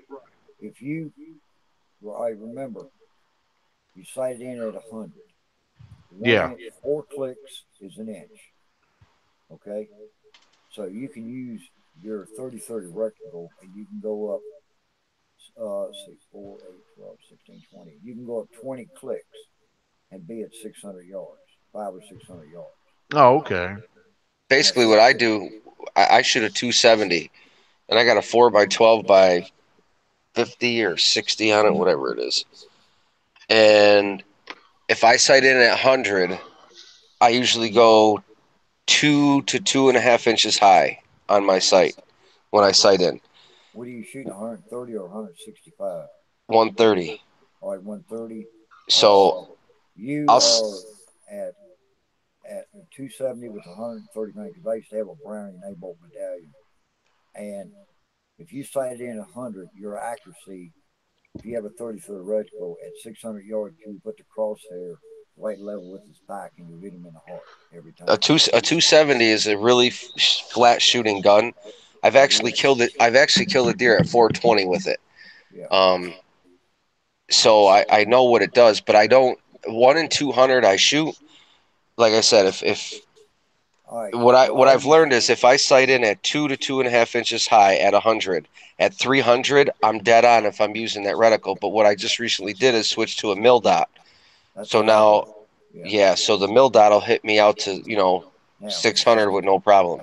if you got a 30-30 reticle, sight it in 1 inch above 100, that'll give you 300 yards dead on. Yep. Put the crosshair dead on it. And if you want to go 5, 4, 5, and 6, you just bring it up just a little bit each time. The only real times you'll ever get those shots is on a power line or a big, ag field. Exactly. Yeah. Now Daniel's 308, he's got a Remington Yeah, I got the 308. 770 model. Yeah. And Yeah, I they're have nice. and I have the Ruger American with the I shoot a power. Marlin. Marlin's good. I had a Marlin 243, but I redid my barrel. I did my best. I went as far as I could shoot. But the heavier the bullet, the farther you go. What the hell? Baltimore, yeah, your TV's loud. All Yeah. right, there we go. But for your question, Daniel, what you need to do is you need to sight in 1 inch over 100. That's 4 clicks at a quarter. Okay. Once you sight in 1 inch over 100, you're good to 3 to 400 yards dead on. All you gotta do, remember, is at 400 yards, 500 yards, get your crosshairs right flush at his back. You hit him in the heart every time. That's all you got to worry about. Because I Oh, have a center point 312 by 44 long range sniper scope, and I got mine sitting dead on 100. So I'm hitting 600 if I sight it in at 200, and I use a 168 grain shell and shoot 1,000 yards. yeah. And I'm up to 130. So you got subsonic and trisonic. Trisonic is when the bullet gets to a certain speed at a certain yard, it starts pumping your windpipe. You want it to stay flush, self-centered. You Hmm. can shoot 165 or 168 grain. If you have a mill dot, if you use a mill dot system and sight it dead on at 100, you can go 500 yards, and that's where it plays at the bottom of the mill dots. But if you sight Are you in, guys still hearing that? yeah. I'm Yeah, not. it's on Baltimore's end. I But if turn. I you To turn. my end, but if you take and sight in at 200, use the upper crosshairs above or use the upper mill dots. Bring it down ever how many inches you got the scope set for, and then you can hit your 100 yards and down to 50 yards. That's where Hmm. I got mine set up. Daniel, can you hear me all right? Yeah, I hear you good now. Yeah. But yeah, Baltimore, we was talking about the juvenile squatches. When they standing open, you don't see them. How do you think they do that? Now, what was the question again? Can you somebody give me that? I really couldn't hear the question. Juvenile Sasquatches, all right, they stand in the open, but you can't see them. Why is that? I'll tell you like this: I've never seen a juvenile. Me personally, like I said earlier, we investigate totally differently. I have not seen a juvenile up front. I cannot say how they react. Um, Out in the open, I only saw one Bigfoot, and that was years ago. Was it juvenile? No, it wasn't. I know that for a fact. Um, have I seen one in the open? No. I just don't know how they would react. The only time that I ever heard of about juveniles is when you talk about them, Fred. That's the only time. But what I do is when you talk about it, I listen, and I listen to what you say, and Sasquatches in your area is totally different than my area. Yeah, The I've actually heard of here like around like 3 months ago. Actually saw one. Somebody actually saw one, but it wasn't a 9 footer or it was maybe like around 5 to 6 footer. yeah. Is that a juvenile here? I don't know. Are you gonna Uh, be? Are you gonna be at but Daniel? Are you gonna be at that was Daniel's conference next year? what now? Are you gonna be at Daniel's conference next year? I am going to try my best. What I'm going to try to do is everything depends upon um, everything depends upon my job Okay. and see how it goes. I really, if everything goes good the way I have planned, I really would like to go over there next year. Because I want you to stay at least 2 nights at my camp.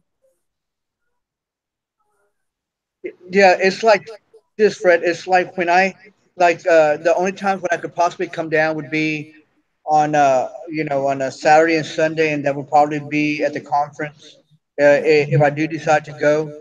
And again, everything's depending on how, of the work. If I have time on the books, I would love to do that.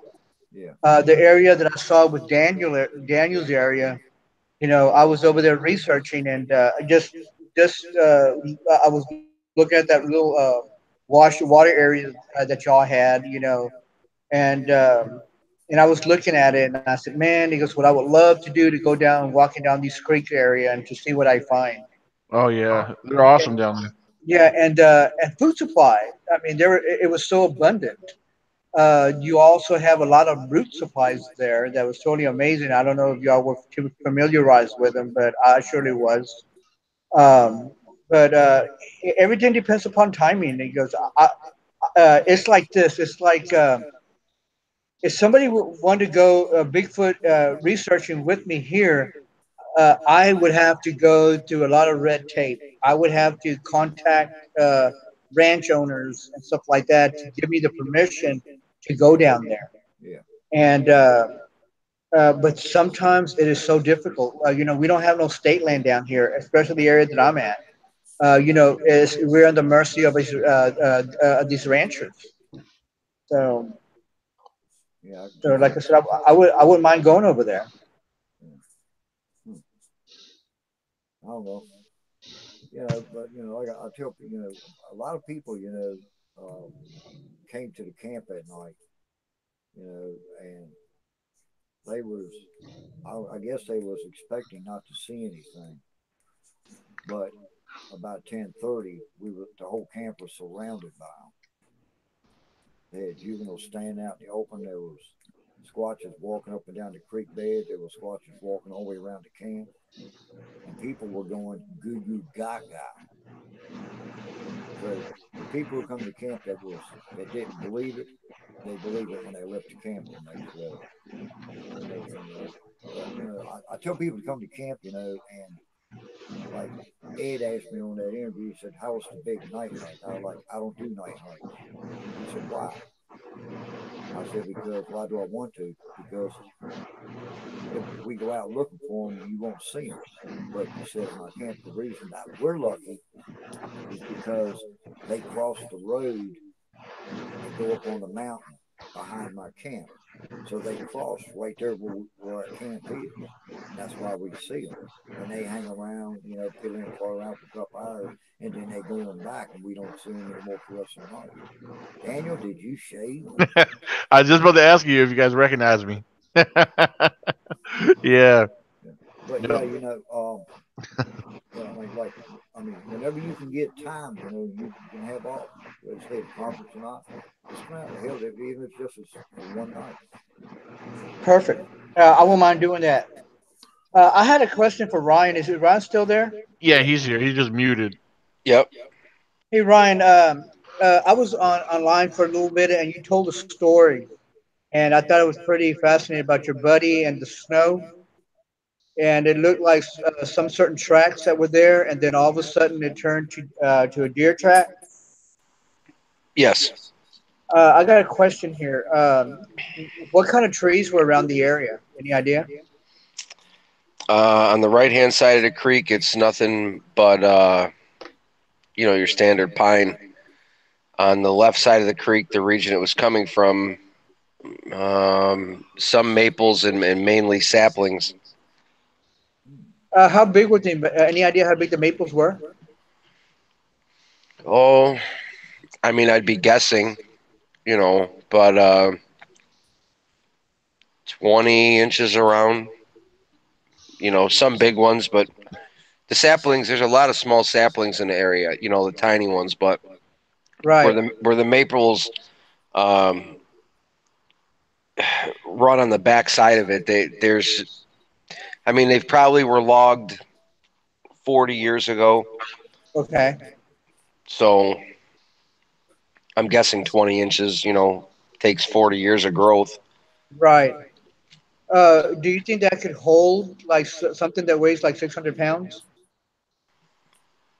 Oh yeah, definitely. Sure. I mean, I thought that too, like it went up the tree. Right. But there's actually a video, maybe I can send it to you. I think it's called Trackway to Nowhere or something like that. That was like a year and a half ago. Okay, because you know is I mean, we hunt totally differently. Humans hunt totally differently. You know, we wait for deer to come out on underneath our blinds or whatever. And we normally hunt for bow or hunt with our guns and everything like that. Humans hunt a little differently than the Sasquatches do. Maybe they could get on top of these trees and go underneath and look for a trail and actually see like deer go underneath there. Because there's sometimes too. I don't know if you there's a theory that says that if you follow a deer trail and into the woods, and then all of a sudden a few weeks later somebody cuts down those trees, the deer still know how to go through the trails that were cut already. Hmm. So that would tell me that these deer have actually been going to these trails, and Bigfoot would know exactly where these deers go, and then it could be real easily just to pounce on from the top of the tree down. So Which is a good observation because the other night when we were talking about a recording where I believed a juvenile dropped down from a tree onto a deer and expelled the air out of it. It's a whole long audio clip that I have captured from a while wow. back, but yeah, so it's just that's what it sounds like. You hear, the thud and the wrestling and the it just sounds like something is getting, if you're pushing on its chest, it was is expelling the air. Now, I, I'm sorry. I'm sorry. Go ahead, Dan. no, I was going to say I still have that on my SoundCloud, but go ahead. Yeah, because there was a hunter that actually said that he actually saw a Bigfoot actually kill a wild pig, and he said that he was actually watching it through the watching it and as this thing go by because he was actually going to tree to tree, and then he actually snagged a pig by the foot, and then all of a sudden started pouncing on him like what a gorilla would do, just pouncing. He said that he could actually hear like bones break, that he was hitting this animal so hard. Oh wow. And then he got this deer and he actually put it over his shoulder and looked at the hunter and made the. He said the hunter said that the Bigfoot actually put his chin right right underneath his chest, right here in his chest, and from this position straight up made a whooping sound like that. The hunter could know that he actually got his hog. Now, see, that's funny because the same thing I said the other night on the recording, it seems like you hear the juvenile coming in, and then there's quiet periods or whatever that I took out of it. But during the sequence, it sounds like he drops on the animal, expels the air, and then within a few minutes, the juvenile makes all these screaming noises, kind of like the way I took it, it would be his first kill. Uh If you huh. if you were a young kid, you're excited like that. That's kind of he was screaming and blah blah. You could hear all these scream, scream, scream, and then that's when the older male, which I believed it was because the tone of the the language, uh, was yelling at the juvenile like for celebrating. And when he Yeah, did, that's when you right yeah. to calm him down, and you hear the juvenile uh, move off, through the woods. That's the best way I can explain the whole circumstance. But that's interesting you say that. Yeah, I mean, but that there in itself, the adult is teaching the child. Say, hey, calm down. It's good to celebrate, but hey, you know what? Somebody could hear you. So that's an excellent way of the male or female, whatever it was, teaching the younger ones. Say, hey, this is not acceptable. Right. That's actually interesting. I like the illustration and the story you guys just shared. That's something to kind of think about and keep in mind too. Um, tell you what, guys, we're coming to a close. I want to give everybody a chance or opportunity. If you guys have anything you want to plug or anything you want to share before we get off of here. Well, I Anything? don't. I want to say, again, is if you're out in the woods, what I've always said, have fun in the woods, be safe, gather your trash, don't drop any stuff down there where the animals can eat, like glass, like that, and just Oh be yeah, safe in the woods. So that's the only. I've always that's my lesson that I always teach. So absolutely. that's How about you, so. Fred? I ain't got nothing to say, man. Out. Nothing. Oh, real quick, Fred. There was a question on the live chat. I forgot to ask it, but real quick, I'll ask. It was actually for you. Lori Rogers was asking where could they find your Bigfoot evidence, like on Uh, Facebook, my what? like your Bigfoot evidence, like your findings and stuff. Oh, go to my timeline, go to my photos, get to my photos, punch on video file. Put Okay. the tidbits in your So outline. yeah, if you guys are on Facebook, you can look up Fred Canny. Yeah, Fred Canny, I have a Kanney, lot of the pictures on my and timeline. browse through. You'll be able to find all his information. Yeah, and go to Connie's timeline too. She's got a bunch of them too. There you go. And Connie Yeah, because I got a Fox. lot of pictures. So there you guys go. And what about you, Ryan? You got anything you want to throw out there? Yeah, the Chautauqua Bigfoot Expo up here in New York. That'll be coming up October 12th. They can check out my SoundCloud. I'm Ryan Reading at SoundCloud. Obviously, Western New York Bigfoot on YouTube. Next year, I'll be sharing some more stuff there. They can go on Amazon and pick up either one of the books that have come out, The Bigfoot Report or Encountering Aliens. They could pick those up, I think, via Kindle or paperback. But that's it. Thank you. All right, cool. All right. Well, for those who are subscribed to this channel, you guys will be connected to when next time we go live. Um, September 24th, which is next Monday. September 24th at 8 p.m. Look for the Parafest Radio link. You can tune in for Parafest Radio. Um, I have that shared on my timeline. And also, Parafest is having a winter Parafest February 24th and 25th in Rochester, New York. If you're up in the area, come on and check that out. There, that event is actually benefiting the veterans and raising money for wounded veterans. So it's actually for a good cause. So, and everybody, I want to thank you guys for tuning in, and One it's more been thing. great. Yeah, one more thing, John. Um, I forgot to mention. so See you you guys guys have later. you guys have a All good right, night. night, God bless. Yeah. night.